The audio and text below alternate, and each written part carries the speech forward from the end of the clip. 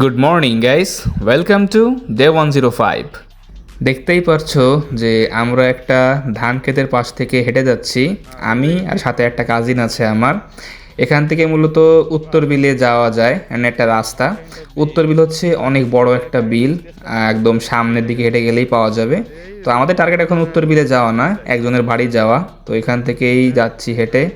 আর দেখতে পাচ্ছ ধান ক্ষেত কি সুন্দর লাগছে, ঠিক আছে, ধান অলরেডি হয়ে গেছে বড়। তো ইয়াস, এইসব দেখতে আসলে খুবই সুন্দর লাগে গ্রামের পরিবেশ।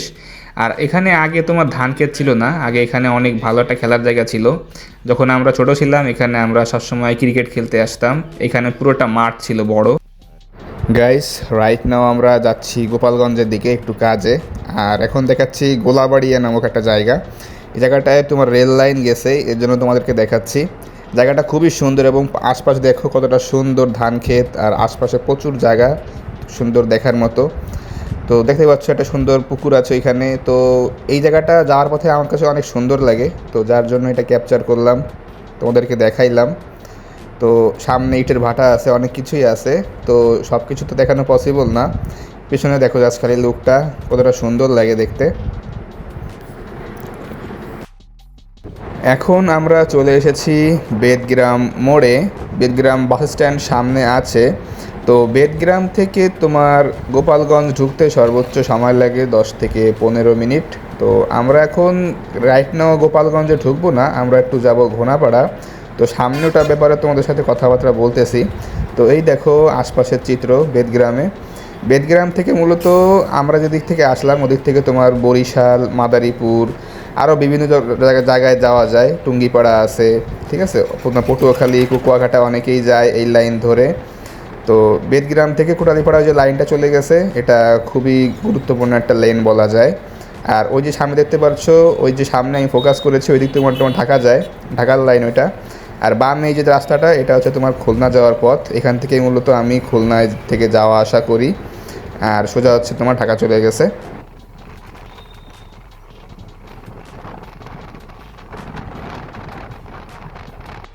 অ্যাকচুয়ালি আমার হাইওয়ের পরিবেশটা খুবই সুন্দর লাগে, যে রাস্তা যাচ্ছে সোজা, চারপাশ থেকে মানে দুই পাশ থেকে কি সুন্দর গাছগাছালি বড় বড়, আবার বাস যায় দু একটা, সুন্দর লাগে। মানে টোটাল দৃশ্যটাই খুবই জোশ লাগে। আশপাশে দেখতে পাচ্ছ তোমার সবুজ ধান ক্ষেত, মানে সুন্দর পরিবেশ মিলে হাইওয়েটা আমার খুবই পছন্দ। মানে স্পেশালি যখন তোমার ভিডিও ক্যাপচারিং বা তোমার ছবি তোলার দিক থেকে আসে বিষয়টা, ওই সময় অনেক বেশি ভালো লাগে।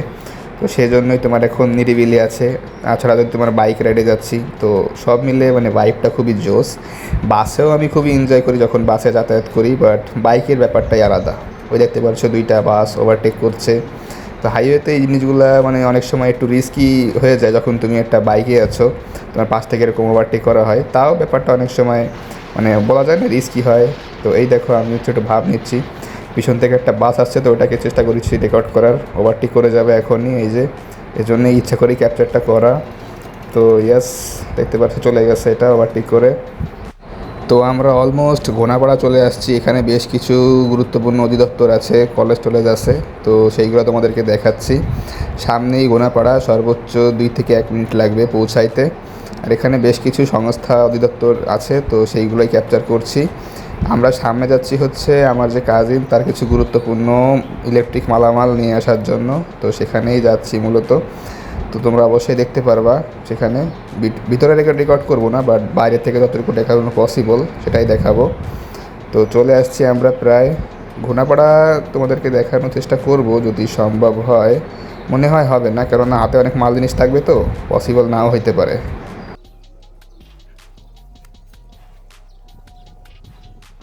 গাইস, হাতে বেশ কিছু মাল জিনিস নিয়ে রওনা হলাম গোপালগঞ্জ শহরের দিকে। সেখানেও আমাদের কিছু কাজবাজ আছে, তো সেই উদ্দেশ্যেই যাচ্ছি। সামনে এই জায়গাটা হচ্ছে তোমার গোপালগঞ্জ ইউনিভার্সিটি, দেখতে পাচ্ছ বাস ঢুকছে ভিতরে এবং লেখা আছে তোমার বিশ্ববিদ্যালয়। এই গোপালগঞ্জ ভার্সিটির ক্যাম্পাসটা দেখতে খুবই সুন্দর লাগে। মানে ছোট হইলেও হাইওয়ে থেকে মানে দেখতে খুবই জোশ লাগে, দূর থেকে বেশ সুন্দর দেখা যায়। ওভারঅল পরিবেশটাও খুব সুন্দর, দেখতে পাচ্ছ ভার্সিটি এরিয়া যেহেতু, রাস্তাঘাটটা একটু ভালো হওয়াই লাগবে। তো সেটা এখানেও মানে মানে তোমার দেখা যাচ্ছে সুন্দর আছে আশপাশের পরিবেশটা। সুন্দর সিরিয়াল দিয়ে গাছপালা লাগানো আছে, রাস্তাটাও একটু ওয়াইড আছে, চওড়া। এই দেখো আমার অবস্থা, মাল সামানা লোড করে নিয়ে যাচ্ছি। গোপালগঞ্জে আরও কিছু নিতে হবে। গাইস, অলরেডি আমরা গোপালগঞ্জ শহরের মধ্যে প্রবেশ করেছি এবং সামনে ডান পাশে তোমরা দেখতে পাবা 250 বেড গোপালগঞ্জের হাসপাতাল। তো এখানে অনেকেই আসে সরকারি যেহেতু। তো সামনে তোমার যে বাম পাশে তোমরা দেখতে পারবা গোপালগঞ্জ কেন্দ্রীয় ঈদগাহ, এখানে ঈদের নামাজ আদায় করা হয় এবং দেখতে পাচ্ছ কতটা সুন্দরভাবে কাজটা করা আছে। ওভারঅল দেখতে খুবই সুন্দর লাগে। গেটটাও দেখো কতটা অনেক ডিজাইনফুল করা হয়েছে, আর্টিস্টিক। যাক, মাশাআল্লাহ। গাইস, তো এখন আমরা আছি প্রশাসনিক এরিয়ার মধ্যে, এর জন্য জায়গাটা একটু নিরিবিলি মনে হচ্ছে। এখানে মূলত যারা পুলিশের হেড যারা আছে কর্মকর্তা, তাদের আবাসস্থল এখানে। তো দেখতে পাচ্ছ এর জন্য একটু নিরিবিলি জায়গাটা, খুব বেশি তোমার ভিড় টিড় বা গাড়ি ঘোড়া এরকম কিছু নাই, লোকজন নাই। পাশে দেখতে পাচ্ছ খুব সুন্দর একটা তোমার পুকুর আছে, খুবই দেখতে সুন্দর লাগে এখানটা। তো সামনে এখন আমরা যাচ্ছি শহরের দিকে। এখন আমরা আছি তোমার অলমোস্ট বলতে গেলে পোস্ট অফিসের মোড় একটা জায়গা আছে গোপালগঞ্জে, সেখানে আমরা আছি। তো সেই সামনের দিকেই এগিয়ে যাচ্ছি। এখানে তোমার অনেক দোকানপাট আছে এবং আস্তে আস্তে আমরা শহরের মধ্যেই ঢুকে যাচ্ছি, যেখানে প্রচুর জ্যাম জট, মার্কেট, এইসব জায়গায় আমরা যাচ্ছি এখন। সামনে গিয়ে বাম পাশে যেটা রাস্তা গেছে খেয়াল করো, এখানে একটা কলেজ আছে সামনে। আগে নাম ছিল বঙ্গবন্ধু কলেজ, বাট রিসেন্টলি কী নাম হয়েছে এটা আমার জানা নাই। গাইস, তো সামনে যে আমাদের আরও বেশ কিছু মালামাল উঠাইতে হবে, তো ওই অবস্থাতে ভিডিওটা করার পসিবল হবে না। তো যার জন্য ভিডিওটা আজকে এখানেই শেষ করছি। তো take care on yourself, দেখা হচ্ছে ইনশাল্লাহ আগামীকাল। আল্লাহ হাফেজ।